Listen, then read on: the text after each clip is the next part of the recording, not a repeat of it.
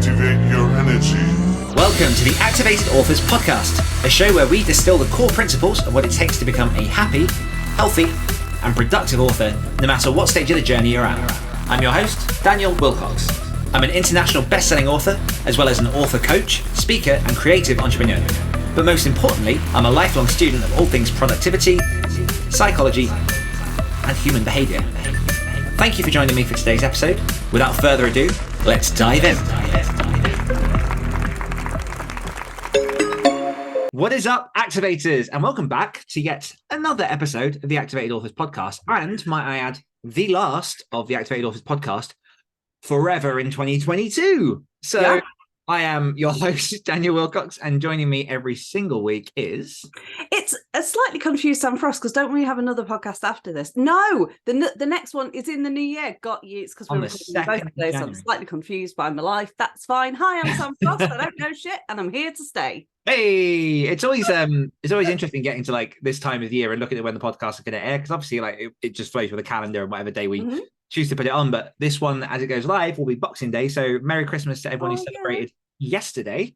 If you're listening to this in March, then I don't know what I've got for you. It's currently, well, the 26th it was currently the 22nd as we're recording this. Yeah. And full disclosure, we are doing a double bill recording because obviously we don't want to be worrying about work over Christmas, and we want to spend time with like family and all that kind of stuff. So yeah, kind of, in and out. But yeah, so we are doing a bit of a double whammy, back-to-back recording. So it does mean that the intros might be a little bit different to what you're used to. This one won't be. The next one will be. Yes. Just future planning for the 2nd of January when everyone listens to this at once. So yeah. There you go. What's going on, Sam? I followed that completely. I know. I tell you what's going on is that I'm getting way too close to 40. And my body's reminded me of this today by giving me a mild hangover after consuming 2 cans of Strongbow yesterday. Yeah, and you are pretty close to a fire as well, so just be careful of your hair. Yeah, I'm pretty hot. Mm-hmm. It's not real.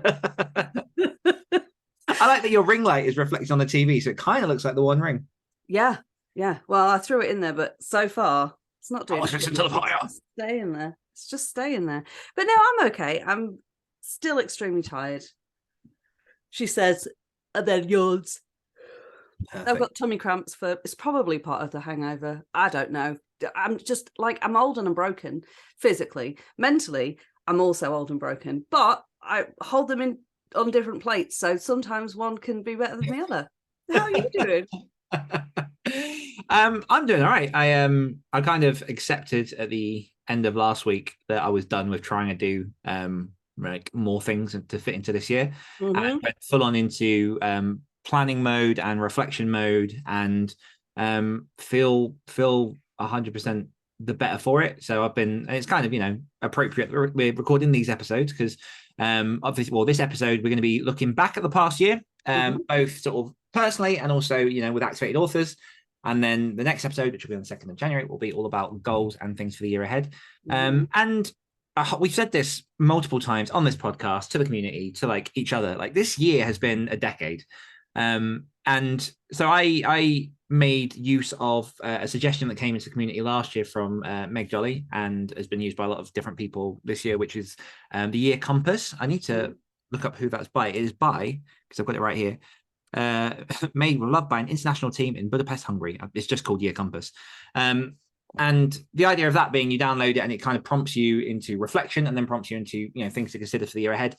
And like, I've done a few of these in my life, and I've done some of my own, and there is just something about, well, one of the most powerful things that I did from this, and I realized we're kind of just diving straight into the topic.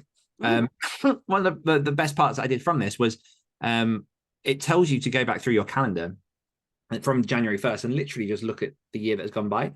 And we will dive into this further, but suffice to say, like, so much stuff I'd forgotten about that happened this year.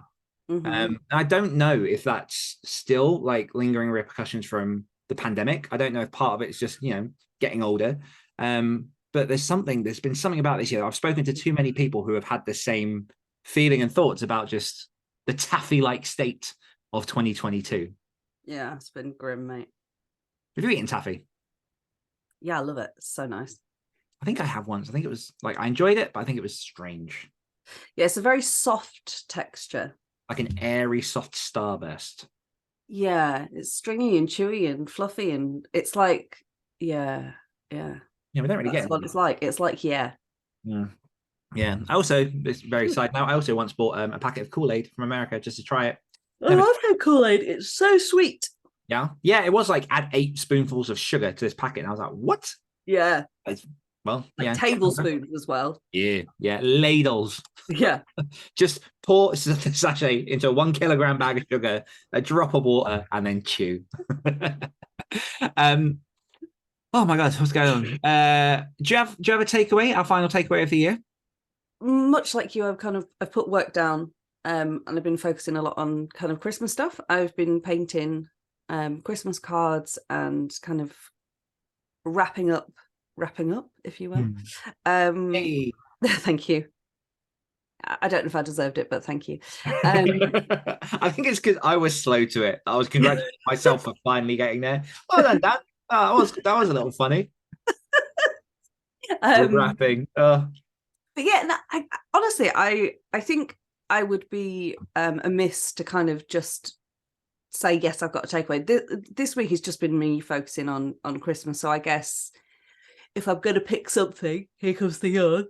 If I'm going to pick something, it would just be that, like, focusing on my personal life this week, the world didn't fall apart. Yeah, yeah, fair. That's a How win. about you? I think mine is kind of a conglomeration expansion of lots of other points that have been going on, which is again in that kind of moment of stopping, putting everything down and reflecting. And I mean like truly reflecting on this year, on what I want to do going ahead, on like just my personal circumstances, on family stuff, like just taking everything into account.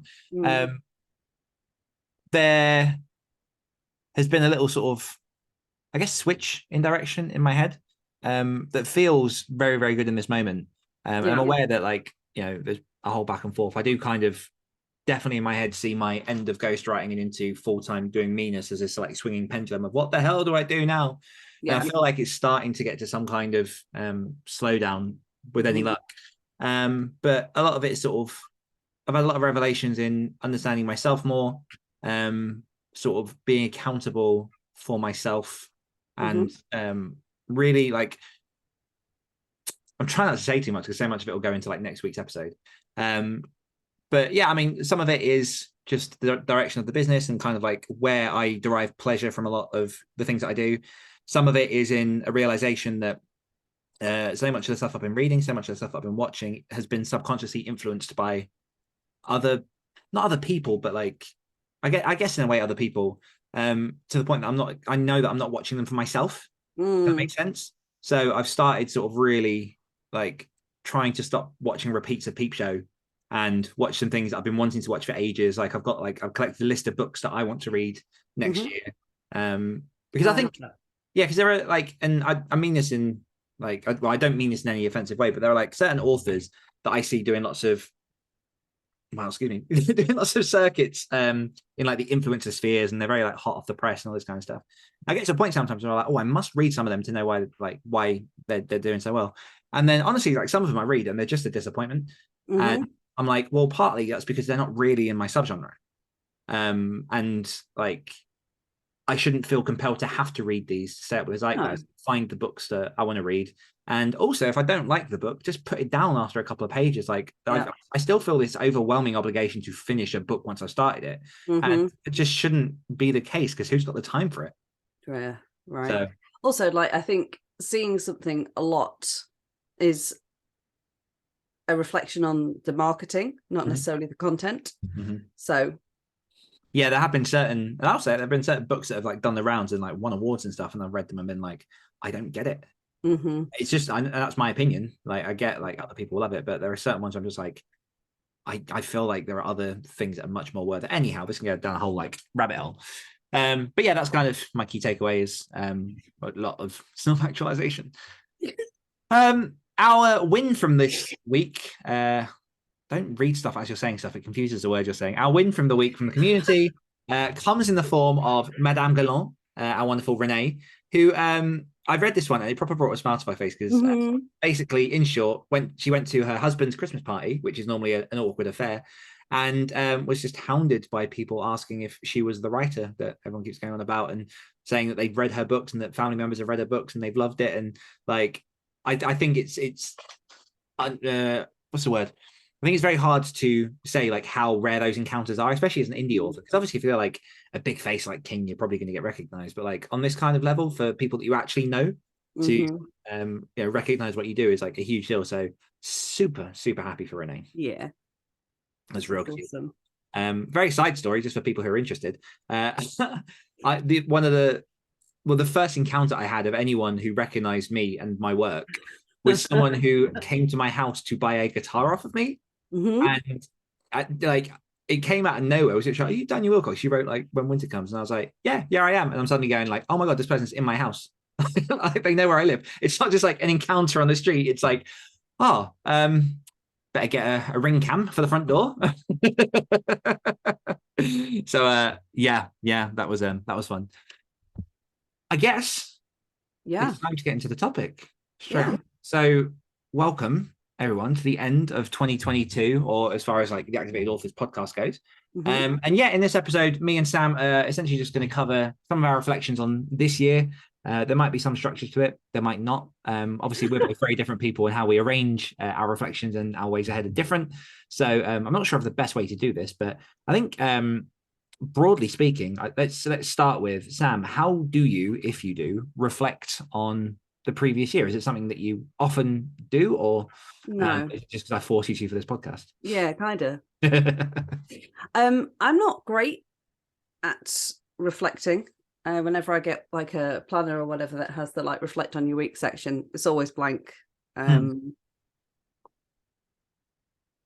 don't really know why. I often like will plan the next week and spend a lot of time doing that, and then just kind of ignore the reflecting part.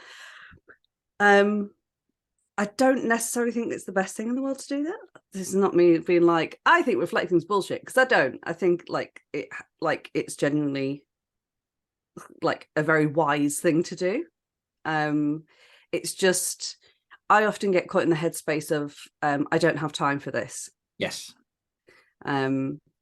Much like, if I'm on a deadline for something, I don't have time to get out of my pajamas. I don't have time to do anything other than sit down and do the thing. That's kind of how I feel about reflecting. Like, I don't have time to reflect. I'm moving forwards. I think as well, as someone as like a trauma survivor, looking back is always a bit like, I'm good. Yeah. I'm good. I'm gonna keep looking this way. But yeah, so basically what I've done is I have just split it into highs and lows, and personal and professional. That's just what I've done. And I just kind of went through my Instagram and looked at photos to remind me of, oh, I love that, like what what's happened and that kind of stuff. So yeah, I've done that. I mean, I don't know whether you want me to start, whether you want to say how you tend to. Yeah, let's get to that in a second. Yeah. I do want to say, like, the Instagram thing I really like, and it might not be a conscious thing, but like the ability to be able to look back and see the snapshots and suddenly go like, oh yeah, I was in that state, in that space, doing that thing at that time. Like, that was one of the reasons I started my Instagram account originally, is to kind of document my writing journey. And so I don't archive any images. I just leave everything out on the table, because like if people scroll back right to picture one, you can see like shitty art that I put together, like the first project that was going to be called Western Confession, which is a stupid name.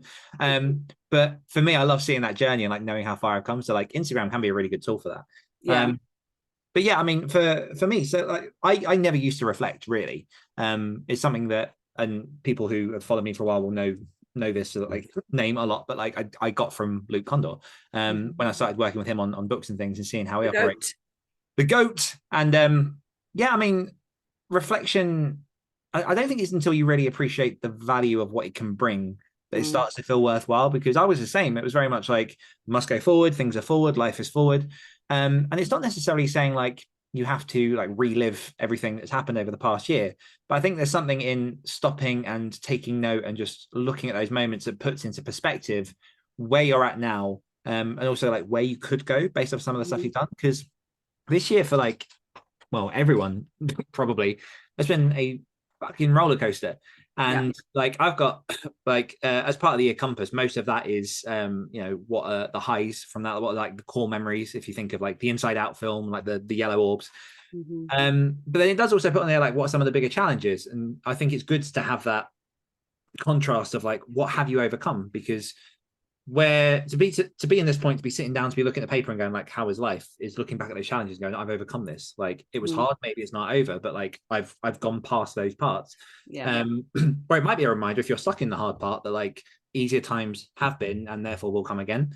And so reflection now is something that I tried to do annually. I got really peed off last year because I didn't start being able to do reflection until February because of COVID.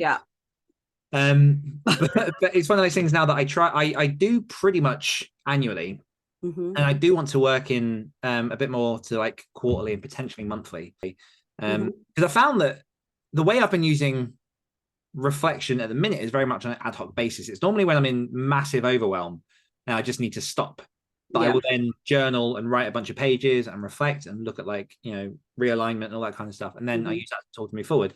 But I think doing that on a more regular basis could be very, very beneficial. So something to potentially incorporate. But yeah, I think if you're happy to go through some of yours and then I'll go through some of mine and then we can kind of, chat and converse and all that kind of stuff. But over to you, Samantha Frost. Okay, well, I'll start with like the personal stuff because that's just at the top of my list. So I've got a few things here. I put beating my fear.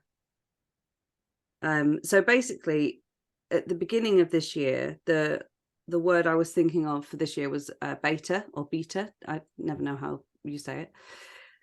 And at the end of the year, I think that it's apt. Like it definitely was a trial. But I think more the word that fits this year now that I've lived it is crucible. Like it has been a crucible. And there was, without going into too much detail or like, bringing in other people's stories, there was a person that for a very long time I've held a lot of fear around. And I was forced this year through circumstance to confront that fear. And it took a while. And there was lots of, I just want to hide and like, many panic attacks and much darkness. But at the end of it, I have come out the other side and I no longer have fear of that person. And I think I don't agree necessarily with when people are like, the things that happen to you make you who you are. Like it makes you stronger, because I think that's giving too much credit to like arseholes that do things that should never have happened. I think what adverse situations do is actually make you find things in yourself that were always there.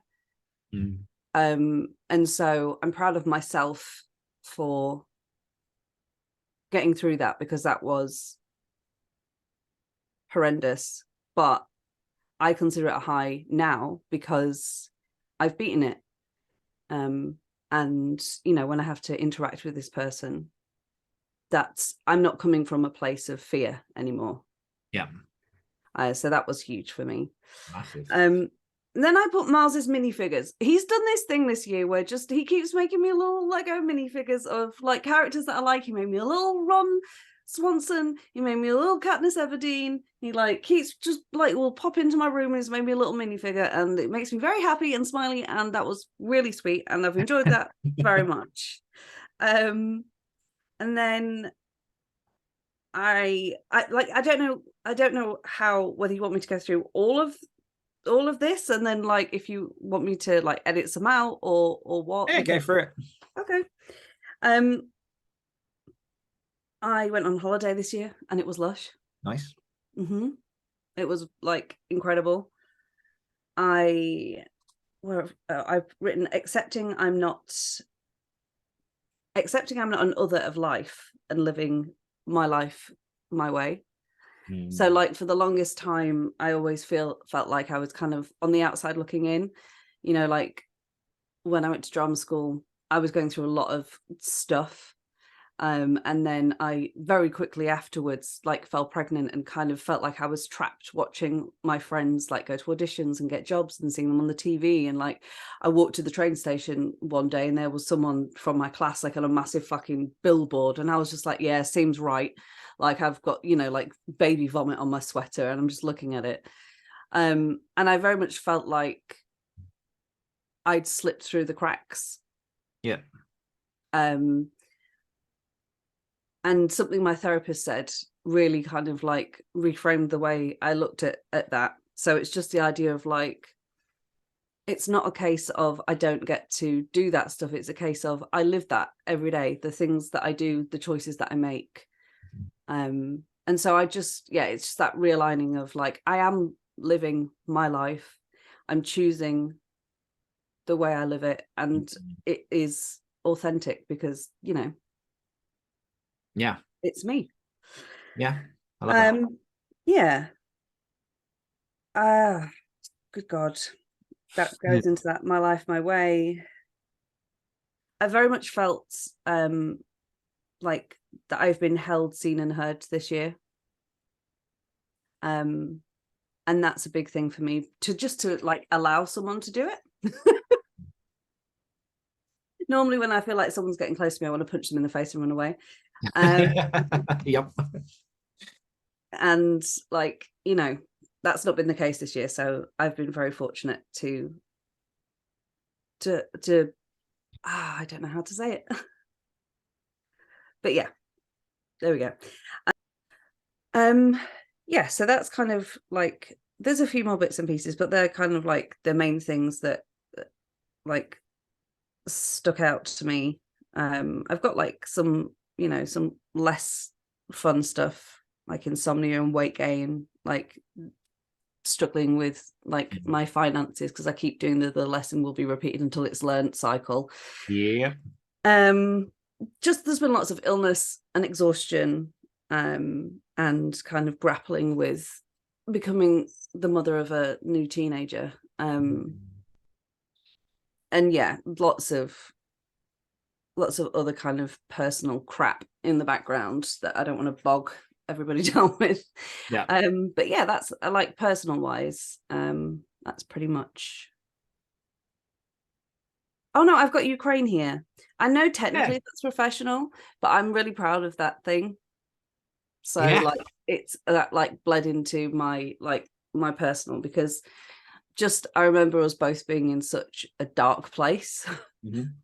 And like even though it kind of like killed us a little bit because of the amount of work that was done so quickly, that's something that like I'm genuinely really proud of. That was his year. Yeah. Yeah. And just before I hand the baton over, I've got one thing that is straddling both categories, which is stepping into my power. Because I always thought of stepping into your power as like you do it once and you're there and it's good and you move from there, but that's not how it works. It's a constant thing and it's fucking terrifying. So like it's both good and bad. Yeah, there's always something to conquer. I think it doesn't necessarily, like the context is slightly different, but Simon Sinek talks about the infinite game, which is the idea of there is no end goal. Like the game is the end goal. And death is the end goal. Death is the end goal for all of us. It comes to us all. Every week, like somehow. But yeah, I like the stepping into the power thing, and like, yeah, I think there's a lot to that. And also, you mentioned about the weight gain thing, and that's something that I've definitely had this year as well. And I just wanted to, like, while it was fresh in my mind, I recorded with my sister on her podcast this week talking about food and all that kind of stuff. Food Freedom with Becca podcast for people who haven't checked it out. And one of the things that we spoke about, and that was, I think the question was along the lines of, have you ever suffered with sort of bad body image? And actually, one of my answer kind of took a little shape from one of your poems from this year. So like this idea that, excuse me, my throat is going weird and croaky. But this idea that like, yes, of course, like everyone in some way will suffer with some kind of body image. But the difference is I don't regret my choices that have got me to where I currently am, because that my body tells the story of what this year has been.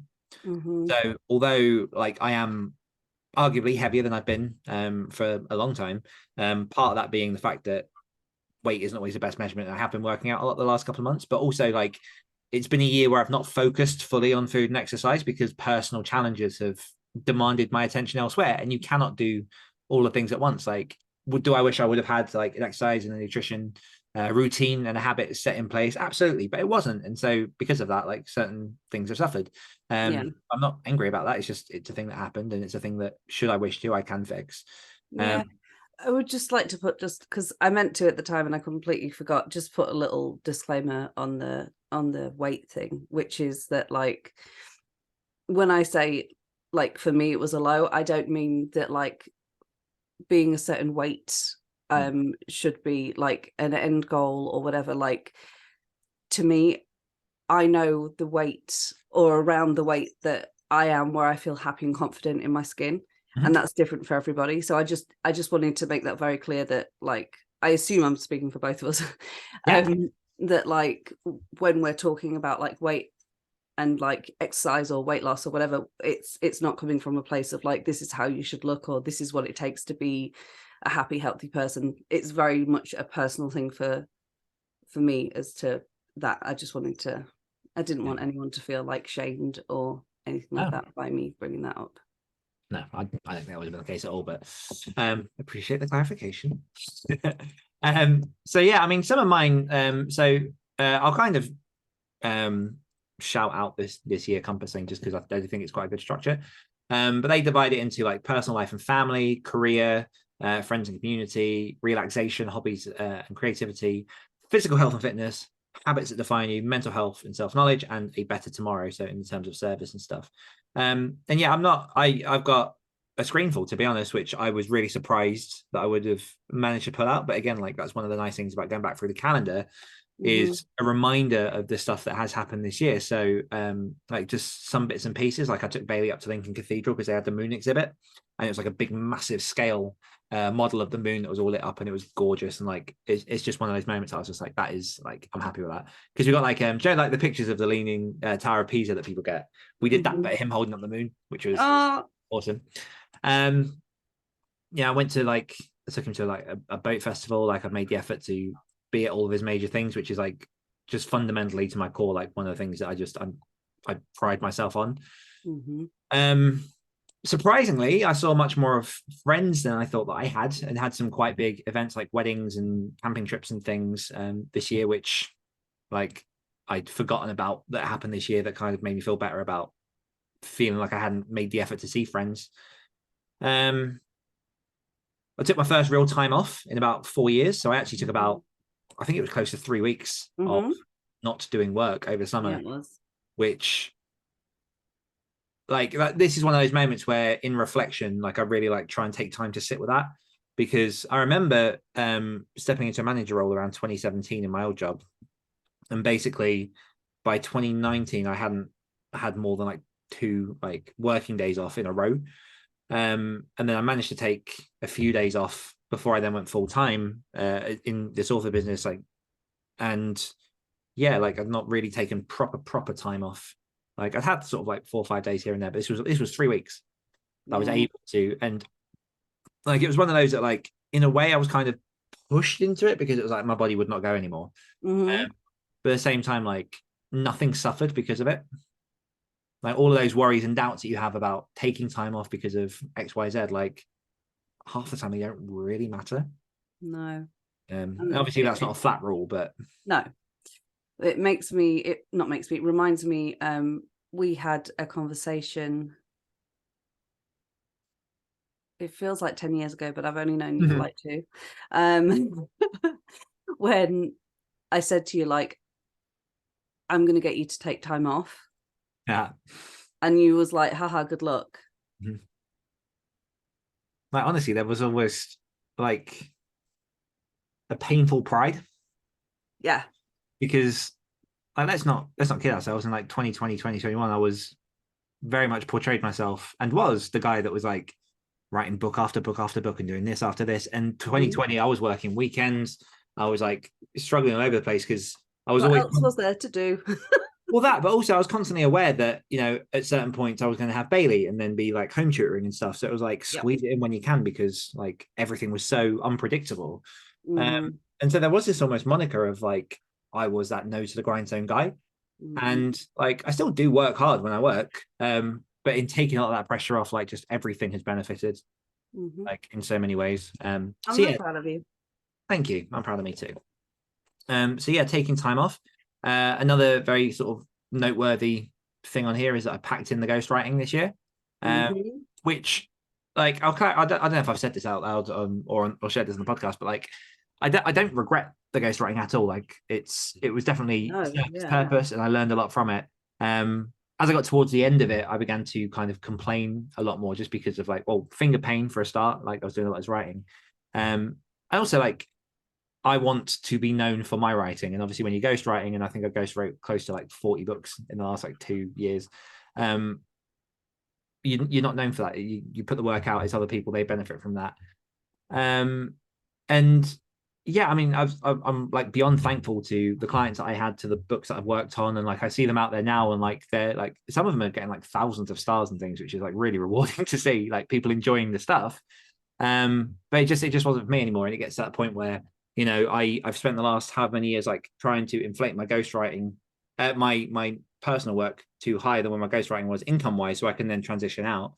And even though it was arguably risky at this point, like I went for it because like my happiness trumps everything else. Yes, and the time that I benefit back means that I can put more towards work and other things. So packing in the ghostwriting, pretty huge. I did write 6 ghostwritten books this year, all before June, July.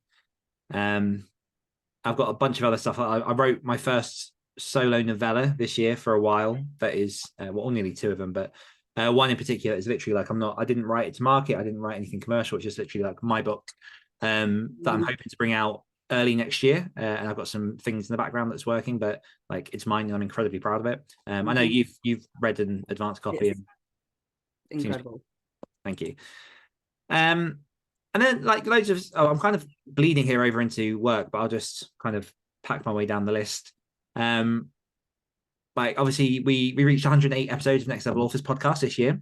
Yeah, that was this year. Like we wrapped up March. I think it was around my birthday. Around my birthday, yeah. So yeah, we ended up with 108 episodes of Next Level Authors podcast.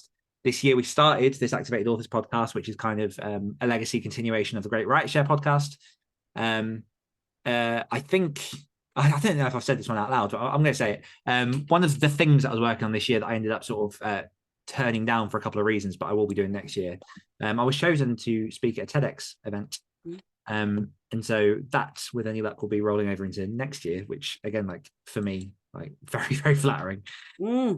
Very well deserved as well, may I say. Thank you. And yeah, there was a situation in which I was working on a project with a couple of people that looked very promising. And then it became a case of choosing between like money or my own integrity, and I chose integrity, which I have no regrets for, because like given responses of people, it's worked out for the best for everyone in the long run. I sat on a panel at Chilicon, which is the Horror Writers Association's conference that happened in the UK, across from a guy that directed one of Stephen King's film, which was like mad. Got a new tattoo. I have what else have we got? Lots of painting. New Pokemon game. That was and that's a win, only because it's the first Pokemon game in which you can play with other people in the same world. And Bailey has been obviously like into Pokemon for years, and I always love the start of getting a new game and going through and playing it, and like I'm huge on that. And to have the chance to do that with my son and to play together step by step and work through the game was like just incredible. And then the last couple that I've got down here, discovered Dimension 20 podcast. Oh, so good. Big fan of that. Big clear energy. Yeah, I've also got the Ukraine campaign on here, which technically wasn't an activated authors thing. But oh no, of course, yeah. yeah. But like we raised nearly £15,000 around March, April time. Massive. I've got a dog, which is something I wanted to do for a few years. And also, I don't know, I've said this sort of out loud anywhere really, but I've launched my own charity.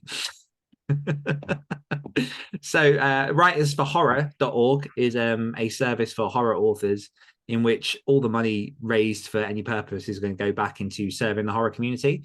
So it's technically a community interest company which basically run by the same rules as charities, with a couple of slight differences, but it's something that I've been wanting to do for a while, and means that anything like that sort of Ukrainian campaign, I can run on a very legitimate platform. And so at the minute it's very, early days. At the minute we've got a Discord group with horror writers slowly making their way in, chatting about books and films and writing and all that kind of stuff, very, very specific for horror. And yeah, it's a growing thing that I'm just chipping away in the background. Julie from Activated Authors is involved, Daisy's involved, we've got Stephen Helmig from over in the States involved as well. And it's going well so far. A bit of a bumpy start to begin with, but it's rolling. So yeah, I also am now coordinating a charity as well. So yeah. Been a year. Yep. Been a long old year. So yeah, I mean, do you have any more on, you say that was that your personal list? You got businesses as well? Yeah, that was mostly, most of my personal list. So yeah, professionally, so I started my own business. I'm hoping to like do something with that next year. Yes. But yeah, no, I found the path that I'd been looking for, to, because I've wanted for a long time to just work for myself and be able to do that in bed. And now I can, should I choose, which I have chosen because I launched my own business. So that's kind of huge. Joining this podcast. Yeah. I put that down because I was, it's nice. It's good. I've also written down my poetry book. So sent that off to be, what's the word I'm looking for? Edited, approved. Thank you. And then I've written not doing nano down. Yep. That was huge for me. Yeah. And very. That's why I'm laughing, because I know how big that was. I chose to focus on the continuation of a project instead of like looking at the shiny thing that I knew I could do and impress people. And as super someone, proud of you for that. Like, I know it sounds thank weird. You. Super proud of you for that. The fact that you stuck with it as well, because every day that went past, I was like, there's still like 15 days. Like, she could jump in. And for context, for people that might be new to the podcast, when I started my writing boot camps, Sam crushed nano in, was it 14 days the first year?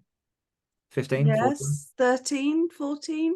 And then it was like 11 in the second year. It was 11 the second year. Yeah. And so like there is a competitive element and a point of pride of maintaining that, and like hoping that no one beats it. And yeah, like you stuck with it. So proud of you. Yes, thank you. It was not fucking easy. Yeah, especially because like I'm someone that's kind of motivated by outside validation. It's not something I'm like hugely proud to admit. And it's definitely, I know myself. Yeah, I know myself. It is something that I'm like, for a long time, have been taking steps towards shifting the locus of like validation internally, but we're a long way off. And so like it would be remiss of me to act like that wasn't a huge part of why I wanted to do it, because when people say like you did a good job, it makes me happy. Yeah. And like that, it's something that I know that I can fucking smash out in a stupid amount of time, and people go ooh, and it makes me feel good. And then I've written like vlogs and blogs, so I did some of those this year. I would very much like to continue doing that stuff, but I'll go into that more in the next episode. And then I've just got like a few kind of like lows when it comes to that. So for example, like with the business thing, just like constant doubt that I would be able to find a way.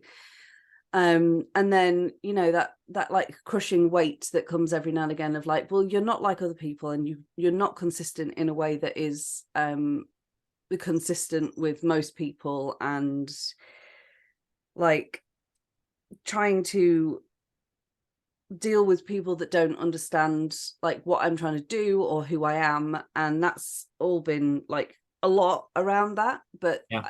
ultimately it goes in the highs, because I did do it. Yeah. And I have found a way, and you know, there's a lot of pride for me in that, because one of the big things with mental health recovery is that like you realize very quickly that when you take a step forward, you don't want to take the step forward, as sick as that sounds. A lot of the time you're like, but it's safer here. And Yes. so for me to like fully step out and be like, no, I'm doing this, I'm living my life, like I refuse to be a victim of the things that happen to me, and you know, circumstances that aren't my fault. Like I don't have to look like everyone else and process things the same way as everyone else to have a life that is fulfilling and satisfying and like big and glorious for me. So yeah, ultimately I think that's kind of, you know, the big one, is just that like when, like for example, when I got my like business card, my bank business card through, I had like a proper little freak out. And like when I got the email from the accountant saying like it's set up, like I just cried. Yeah. I And think yes, oh god. I was gonna say, I think it's very difficult, obviously, about context, but I know because we've spoken about it a fair bit, but like to say how big that obstacle was for you. Yeah, it was. Yeah, it felt, it didn't feel like an obstacle. It felt like a wall. Yeah. Like, yeah, it felt like a dead end. It really did. Um, yeah, and like huge thanks to like Meg, Yeah. Yeah. Yeah. who broached the like the solution that I'm Solution. going with. Massive thanks to you for just constantly like reminding me like there is a way, you will find a way. Yeah. And just being part of the Activated Authors community, because you know this year has been rough for everybody. Yeah. But we're also there for everybody. So Yeah. yeah, that's kind of like the bulk of mine. I love it. I definitely will be touching on the Activated Office community in a minute, because I think that definitely deserves a shout out before the end of the year. I think it's only fair as well that I touched on like a couple of like my challenges, and you know, for most of them were personal, some of them were professional. And obviously like there are certain details that I can't go into because of people involved, but like part of, again, the year compass, three of your biggest challenges, one of them is currently my son lives an hour and 15 minutes away from me, which wasn't in the plan to begin with, and it's something that I've definitely had lots of conversations with, lots of sort of processing and talking and stuff, because like I'm trying to think how deep to go into it. Essentially, like when you have a child, you don't often like picture a future in which you're not with them every day. And I think it was around, baby was around sort of 5 when things got sort of uprooted. And again, like I'm trying to be vague here.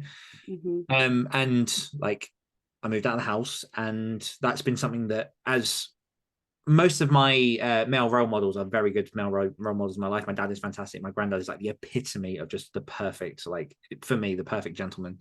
And so there's a lot of processing and understanding and reshaping how you view yourself and how you view your life in that situation to kind of overcome some of that. And I've done a lot of work, and I've moved very far with it. Like I've had sort of several rounds of counseling and therapy to work through that, among sort of other long-standing issues, like the fact I can't leave a room in one way for longer than 3 months, which is amazing for people who have been watching this podcast and have noticed that I haven't moved a single piece of furniture, although I have got a new sofa. I digress. You also don't have a bookshelf behind you. I don't. I couldn't because of anyhow. I digress. But yeah, like that has been a real challenge for me to be this distance on a regular basis. Something that I'm like working towards some kind of solution that will take some time. but that has upset a lot of my eating, a lot of my routine, a lot of my exercise, a lot of my like structure, to the point I've had to like try and work out and do ways to cope with that. And again, like we talk a lot in the community and on this podcast about like the fact that life will throw changes at you and it will just throw curveballs and things, and it does. And like those things are out of your control, but what you can control are like how you put everything together, how you move forward and kind of just keep walking. So that's one of them. Another one, kind of on that vein as well, is like not only am I like an hour and 15 from Bailey, like I am quite a distance away from my parents just because of like the locations of where all the families and stuff live, and also like other people that I care about. And so it's been tough trying to adjust to where I live and trying to like come around all of that stuff. And then like the final one I've got in here is adjusting to full-time solo work. So giving up the ghostwriting means that my time is fully my own to create and do what I want at this point, which is like incredibly exciting. But with that comes a lot of like just unknown and uncertainty, and like I'm going in this direction. Is it the right direction? I don't know. Like a shiny penny. And like around the time that happened, a bunch of opportunities also fell into my lap at the same time. And me being eager old me grabbed them and like looked at what I could do with them. And some of them fell through, some of them are still going forward. But I think I didn't realize, I spoke earlier about that pendulum swinging back and forward. I didn't realize how much I would need to decompress before I could start moving forward. So I said that obviously I took some time off, but then I think because I've been running the treadmill for so long, my body really like just sucked up like any energy, like any moment it could to like rest and recover and recoup. And I only really feel like around now that I'm starting to pick up my feet and get the direction and start to go forward with that momentum again. And so yeah, that was a bit of a curveball, but it's moving forward. And obviously there've been lots of positive things for this week. So do you have anything else that you want to add on that before we go into like Activate Authors stuff? No, I think I've pretty much covered everything. Oh, the one thing I didn't cover is the fact that like one of my lows is the fact that my tooth broke again. Only like a few months after my dentist kicked me off the NHS list because I was in hospital at the time and missed my dentist appointment. NHS is fully functioning perfectly at the minute. So yeah, I'm currently without a corner of one of my teeth and I'm particularly vain, so it's really pissing me off. But yeah, no, other than that. Yeah. Okay, so we're not going to do, as we say, not going to do too much on like next year because that's next week. That's a whole episode that we're going to record. But literally next week. Yeah. I can't wait for 2023 because that means I'm not in this fucking year anymore. We're going to record that in like 5 minutes as well. Yeah, and so I guess to kind of round off this episode, we can't really wrap up 2022 Activate Authors podcast without just saying like a massive thank you to everyone in our community. So like this year we've had some new people jump in, we've had some old people jump off, we've had a lot of people on the trial, we've had some people who've stuck with us for like the last 2-3 years, and like I've said this like so many times before, but like I'm just knocked over sometimes and beyond grateful for like the people that have trusted like Activate Authors to help them on their writing journey. And just like I think it's worth saying that everyone who comes in brings something of value, which I absolutely love, because what Activate Authors, besides obviously helping people with their writing, is about is really kind of showcasing what it is to be human and giving you a place to vent, to celebrate, to show all the different walks of life of people that are creative and just want to write and publish and make things happen. So I won't obviously name everyone for the fact that I'll probably end up somehow forgetting someone and be really peed off at myself. But like just a massive thank you to everyone in the Activate Authors community. Yeah. You're my family and I love you. Aww. And then also another couple of quick thanks. A huge thanks to MEB and to Eden Collier for stepping up and getting more involved in Activate Authors, Activate Authors ambassadors. Something I didn't see happening this year, but like it's fantastic kind of like seeing the team grow. And then a huge thanks to you as well, Sam, for like jumping on the podcast, co-hosting, for everything you do in the community, for all the sprints that you've ran, and for generally adding the vibe that is Activated Authors. So massive thank you to you as well. Oh, thank you. There you go. Shocker. See, there's that validation that she so craves. I wasn't expecting it. There you go. I feel like there might have been one more thing, but it's totally slipped my mind. But yeah, just as an overview, thank you to you, the listeners, for listening to the show. We officially have reached like over 10,000 downloads this year, which for us is like awesome. So thank you for everyone who shares this, who listens to it, who gets value. Reach out, drop us an email, like get in touch. As we say every single week, the free trial is there for you to trial. So for 30 days, you can jump on and just, experience activated authors, get to know me, Sam, and the rest of the guys. And that's there for you. But do you just want to, I'm just trying to think, is there, I feel oh my God, I've just realized one thing that I've forgotten. Go for it. One of my, like, both personal and professional highlights. Owning your ass in the Christmas quiz. Oh, there it is. There it is. Ha ha ha ha ha ha ha ha ha. Are you done? For this episode. Fair enough. I've just checked my notes and we don't have anything else on there. But no, I guess we'll wrap up this side of 2022. Thank you, everyone who's been a part of it, for listening, all that kind of stuff again. And yeah, we're going to roll on it over into 2023. Any last words for 2022, Sam? Yeah, I beat you. I was going to go for 3 different words. 3 different words. Okay. 3 different words. Okay. You suck. A massive thank you to you, the listeners, for tuning in. We appreciate you and the time you choose to spend with us each and every week. As always, if you're looking to level up your writing and activate your author career, head on over to activatedauthors.com to find out all about our community, our resources, and everything else that we've got going on. One more time from our 2022 versions of ourselves. Goodbye from myself and goodbye from Sam, and we will see you next week. Goodbye. Next year. Yeah. Go, Marty, go! 38 miles per hour.